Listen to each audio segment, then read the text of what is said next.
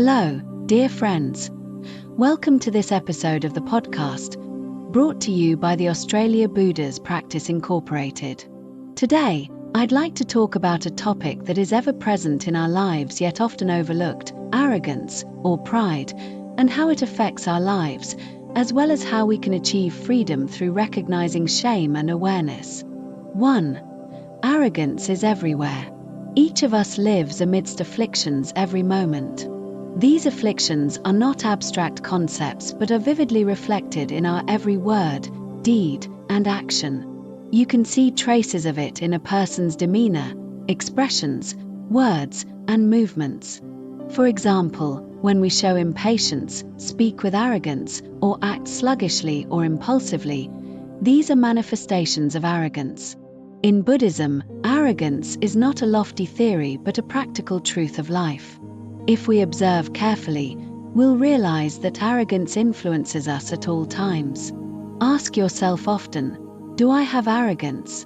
Do my demeanor, expressions, words, and actions carry the shadow of pride? This is the first step in self-reflection. 2. Gentle like water. What is a person without arrogance like? They are humble, gentle, willing to give to others, and ready to contribute time, effort, and resources without reservation. For example, if you're a leader, who comes to mind first when something good happens? It's always the humble, reliable person who gets things done. Why? Because they lack arrogance, their humility earns trust, and their actions inspire confidence. Everyone wants such people around them, but we are often conditioned by worldly views to think humility is bad and bowing down is weakness. From childhood to adulthood, these notions become deeply ingrained, making us unwilling to lower ourselves. As a result, we never receive true blessings. In contrast, a person without arrogance is gentle like water, able to adapt to others, earning respect and help. But an arrogant person is like a porcupine, covered in spines, constantly clashing with or hurting others. Such stubborn people are beyond even the Buddha's help. Imagine if everyone around us were unyielding and refused to compromise. What would life become? This is worth deep reflection. 3. The delusion of self. When it comes to afflictions, many say, I don't have any afflictions right now. But this very statement is already a sign of arrogance at work.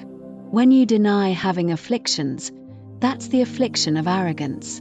When you doubt whether you have afflictions, that's the affliction of doubt.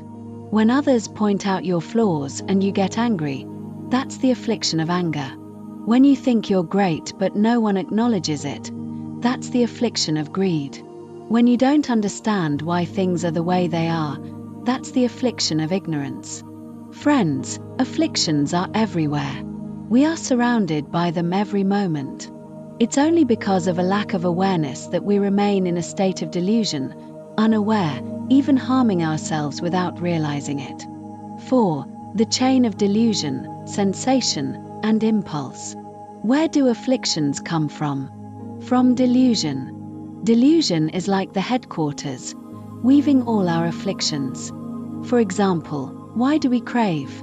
Because something tastes good, feels useful, or is fun. Why do we know it's good? Because we've felt or experienced it. That first sensation plants the seed of delusion. Later, when we recall that sensation, an impulse arises. I want to eat it again.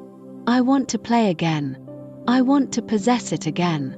This is the chain of delusion, sensation, impulse. When the impulse comes, we feel confident and determined to achieve our goal. But this impulse often leads us astray, ruining what was originally good.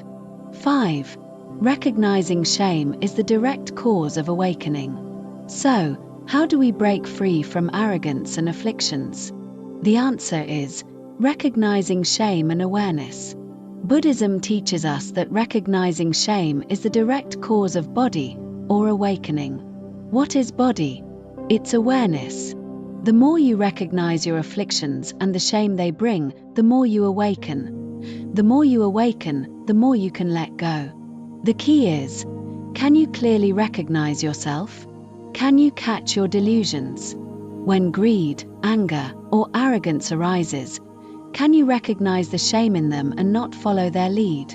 Even if we can't analyze every affliction in detail, as long as we refuse to follow them, we won't be destroyed by them. Greed ruins good deeds, anger spoils opportunities, and arrogance blocks blessings. Only awareness, coupled with recognizing shame, can protect our hearts and preserve our blessings. 6. Conclusion. Friends, arrogance and afflictions are everywhere. When we are willing to be humble, gentle like water, and adaptable to others, we earn respect and help. Thank you all. See you next time.